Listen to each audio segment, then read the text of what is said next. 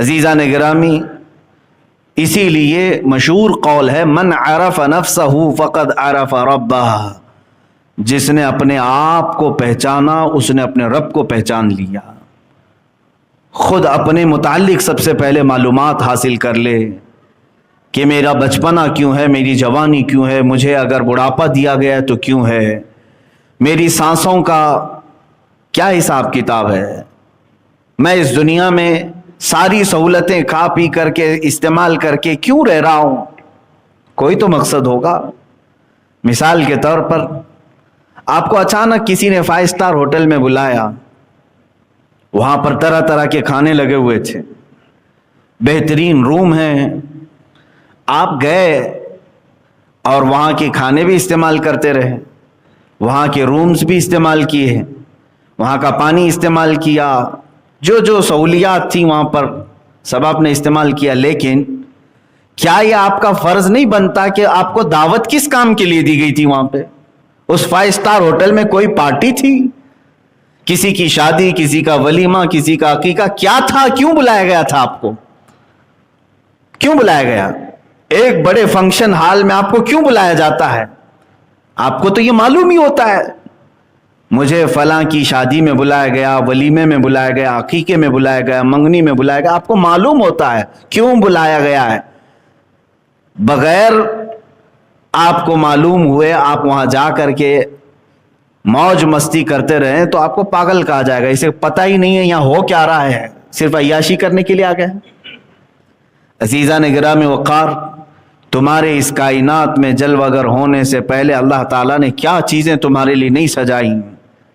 یہ زمین کا مضبوط بچھونا، آسمان کا مضبوط چھت بغیر پلر کا، یہ کائنات میں سرسراتی ہوئی ہوائیں اور تمہارے لیے مفت سانسیں، تمہارے لیے پانی کی فراوانی، روشنی کا انتظام، سونے کے لیے الگ تمہیں نیند کے غلبے، بھوک لگے تو کھانے کی تمام چیزیں، یہ سب چیزیں مہیا کر دی گئیں، تو تم آئے کیوں یہاں پر؟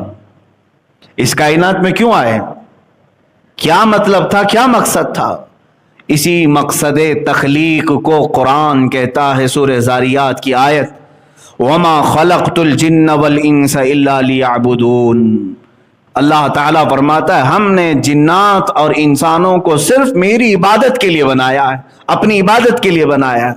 سمجھ میں آیا کہ ہمیں کائنات میں اللہ نے اگر بھیجا ہے تو اس کی عبادت کے لیے بھیجا ہے۔ عزیزان گرامی، اسی بات کو میں نے اس سے قبل بھی دہرایا تھا کہ انسان باقی ساری چیزیں کر لیا لیکن جس کا مقصد کے لیے وہ آیا تھا اسی میں وہ ادھورا رہ گیا، یعنی عبادت، اللہ کی رضا حاصل کرنا، یہ سب کا مقصد تھا، اسی لیے تمہیں بنایا گیا تھا۔ اور آج بہت سارے لوگ یہ سمجھتے ہیں کہ یہ لائف بیکار کی چل رہی ہے اور اس کو اس طرح سے گزار رہے ہیں جیسے لگتا ہے کہ کوئی ہلکی پھلکی چیز تمہارے ہاتھ میں آئی ہے۔ اتنی قیمتی زندگی اللہ تعالیٰ نے تمہیں دی ہے کہ اگر سانس تمہاری رک جائے تو کروڑوں دے کر کے بھی کسی ڈاکٹر سے سانسیں واپس نہیں لا سکتے۔ ایک بار تمہاری دھڑکن رک جائے تو لاکھوں کروڑوں اربوں دے کر کے بھی اس دھڑکن کو واپس نہیں لا سکتے۔ اتنی قیمتی لائف تمہارے ہاتھوں میں آج موجود ہے، لیکن اس کا مقصد نہ سمجھ کر کے اپنے آپ کو عیاشیوں میں اور بیکار زندگی میں گزارنا، گویا کہ انسان کا خود اپنے آپ کو دھوکہ دینا ہے۔ مجھے بتاؤ کتنے لوگوں نے اپنے آپ کو دھوکہ دیا؟ یہ تو جرم ہے دھوکہ دینا دوسروں کو، لیکن میں سمجھتا ہوں اس سے بڑا جرم اپنے آپ کو دھوکہ دینا کہ تم پیدا کس کام کے لیے کیے گئے تھے اور کر کیا رہے ہو آج۔ مجھے بتاؤ اے بچوں، جوانوں، کیا تمہاری راتیں اسی لیے بنائی گئی ہیں کہ تم رات بھر بیٹھ کر گیم کھیلو؟ کیا تمہاری راتیں اسی لیے ہیں کہ تم کسی بھی نکڑ پر بیٹھ کر کے گپیں لگاؤ؟ کیا تمہاری راتیں اسی لیے ہے کہ لوگوں کے عیب جوئی کرو؟ کیا تمہارے دن اسی لیے ہیں کہ تم اپنے طبیعت اور اپنی خواہشات کے لیے ڈانس بار، کبھی کلب، کبھی فلاں جگہ، نشے کے اڈے، تاش کے پتے، شراب کی بو، یہ تمام چیزیں زندگیوں میں ایسی لائی گئیں؟ کیا آپ نے کبھی یہ سوچا کہ اسی لیے میں دنیا میں آیا ہوں؟ نہیں میرے عزیزو، کسی اور نے نہیں، تمہیں اس راستے پر تمہارے نفس نے دھوکہ دیا ہے، اپنے آپ کو دھوکہ دے کر کے صراط مستقیم سے ہٹا دیا ہے۔ عبث نہیں پیدا کیے گئے، بیکار نہیں پیدا کیے گئے۔ میں تاریخ کی چند مثالیں آپ کے سامنے رکھتا ہوں جنہوں نے دنیا میں ایک ایسی تاریخ رقم کی ہے کہ ان کی زندگی کا ایک لمحہ بھی ضائع نہیں کیا انہوں نے، ایک دن تو دور کی بات، ایک لمحہ ضائع نہیں کرتے تھے۔ امام بخاری رضی اللہ تعالیٰ عنہ، کون نہیں جانتا اس امام المحدثین کو؟ قرآن پاک کے بعد سب سے افضل کتاب اس روئے زمین پر وہ بخاری شریف ہے، صحیح بخاری۔ آپ پڑھنے کے لیے جب بیٹھتے تھے یا احادیث کا مطالعہ کرتے تو رات پوری گزر جاتی، تھوڑی دیر آپ آرام کرتے، اس کے بعد جب مطالعے کے لیے بیٹھتے تو فجر کی اذان ہونے کے قریب آ جاتی اور وہ احادیث پلٹتے رہتے ہیں اور اس میں غور و فکر کرتے رہتے۔ پہلے ایسا ہوتا کہ صبح صادق جب ہو جائے تو مرغے بانگ دیتے، بانگ دینا سمجھتے ہوں گے، مرغا پکارتا ہے۔ اب مرغوں کے پالنے کا بھی سسٹم ختم ہو گیا ہے، سب دیسی مرغوں کی جگہ برائلر چکن نے لے لیا ہے، یہ سارے تو جنگلی کہلانے لگ گئے اب، حالانکہ اس کی فضیلت آئی ہے یہ دیسی مرغے کی، اس کو مارنے سے بھی منع کیا گیا، کہا گیا کہ اس کو اذیت نہ دو، اس لیے کہ لوگوں کو صبح کی اذان کے طور پر جگاتا ہے۔ تو پہلے یہی ہوتا تھا کہ برابر وقت پر صبح صادق پر مرغا بانگ دیتا اور لوگ یہی سمجھتے کہ اب فجر کا وقت ہو چکا ہے، وہ برابر فجر کے وقت پکارتا اور اس مرغے پر لعنت بھیجی گئی ہے جو آدھی رات میں پکارتا ہے، کہا گیا وہ شر ہے، وہ شیطانی ہے۔ خیر، امام بخاری رحمت اللہ تعالی علیہ کچھ لکھ رہے تھے یا پڑھ رہے تھے، مرغے نے بانگ دی، تو جیسے ہی مرغا بانگ دیتا آپ اپنی کتاب بند کر دیتے اور مسجد کی طرف چلے جاتے۔ نماز کا وقت ہو چکا ہوتا جب آپ فجر کی ادائیگی کے لیے آتے۔ امام بخاری رحمۃ اللہ تعالی علیہ نے ایک رات مرغے کی آواز سنی، اپنا مطالعہ بند کیا، اپنی کتاب بند کی اور نکل پڑے۔ مسجد آئے تو پتہ چلا ابھی فجر کا وقت ہونے میں کافی ٹائم باقی ہے، کافی ٹائم کا مطلب آدھا گھنٹہ، آدھا سے پونا گھنٹہ ہوگا، اتنا وقت باقی تھا ابھی طلوع صبح صادق کے لیے۔ امام بخاری رحمۃ اللہ تعالی علیہ کو جلال آ گیا، حالانکہ اگر کوئی وقت سے پہلے مسجد میں آ جائے تو ثواب ہی ہے، کیا خرابی ہے۔ امام بخاری رحمۃ اللہ تعالی علیہ اس قدر جلال میں آئے کہ آ کر کے آپ نے ایک جملہ کہا کہ اللہ اس مرغے کو قتل کر دے، قاتل اللہ ھذا الدیک، اللہ اس مرغے کو قتل کر دے جس نے میرے مطالعے کے وقت کو برباد کیا، جو میری پڑھائی کا وقت تھا اس نے اس میں سے، اس کی آواز کی وجہ سے میں اٹھ گیا، میرا اتنا وقت اس نے خراب کیا۔ مرغا فجر کی اذان سے پہلے ختم ہو چکا تھا، مر چکا تھا۔ آپ کی والدہ ماجدہ امام بخاری رحمۃ اللہ تعالی علیہ کی والدہ ماجدہ نے آپ کو نصیحت فرمائی اور ارشاد فرمایا کہ بیٹا اس کے بعد کبھی کسی کے لیے اس طرح کا جملہ نہ کہنا، اس لیے کہ اللہ تمہاری زبان میں اثر رکھا ہے۔ بتانا مقصود یہ ہے میرے عزیزو کہ ان کا کتنا وقت گیا ہوگا، آدھا سے پونا گھنٹہ، جس کے لیے وہ اتنے جلال میں آئے کہ اس مرغے کو پھر کبھی دوبارہ پسند نہیں فرمایا اور وہ ختم بھی ہو گیا۔ یہاں تو پوری کی پوری راتیں ضائع ہو گئیں، برس کے برس ضائع کیے، مہینوں ضائع کیے اور کبھی اف تک نہیں۔ میرے عزیزو تمہارے پاس جو وقت ہے یہ بہت ہی قیمتی وقت ہے اللہ کو منانے کے لیے اور اس کو راضی کرنے کے لیے۔ میں ایک حدیث پاک آپ کو سنا کر مقصد زندگی آپ کو بتانا چاہوں گا۔ اللہ کے نبی صلی اللہ تعالی علیہ وسلم ارشاد فرماتے ہیں، لا تزول قدما ابن آدم حتی یسأل عن خمس، قیامت کے دن ابن آدم یعنی ہر انسان، کوئی انسان کے دونوں قدم ہٹ نہیں سکیں گے اپنی جگہ سے۔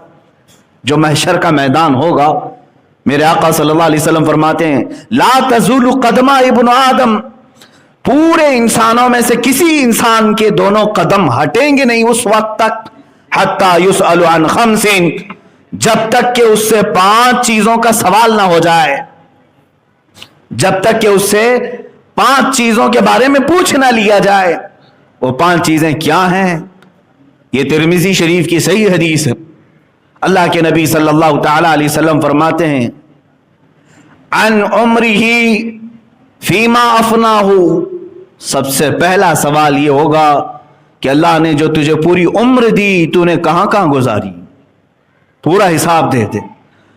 वअन शबाबिही फीमा अबलाहु, दूसरा सवाल, हालांकि उम्र में ये सारी चीजें आ गई थी, लेकिन फिर खास एक सवाल ये करेगा रब ताला, फी अन शबाबिही, तेरी जवानी के बारे में पूछा जाएगा।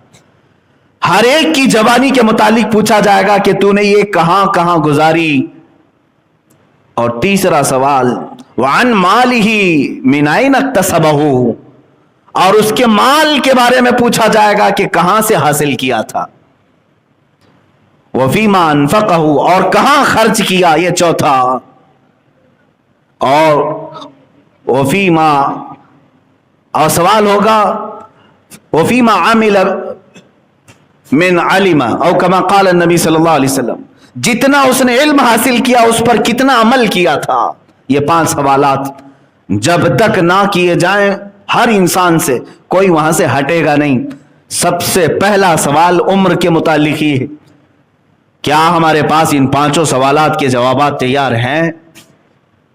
नौजवानों, तुम बताओ कि जवानी के मुतालिक जब सवाल होगा तो बुजुर्गान दीन जो इसकी तशरीह फरमाते हैं, दूसरे सवाल पर इंसानियत अटक कर रह जाएगी, यहां तक कि ये दूसरा सवाल है ना, वअन शबाबिही फीमा अबलाउ, और जवानी के मुतालिक पूछा जाएगा कि कहां कहां गुजारा, बता दे।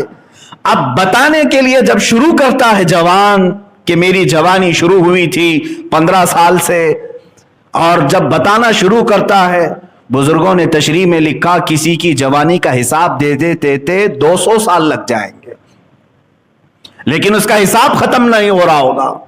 200 साल का अरसा गुजर चुका होगा।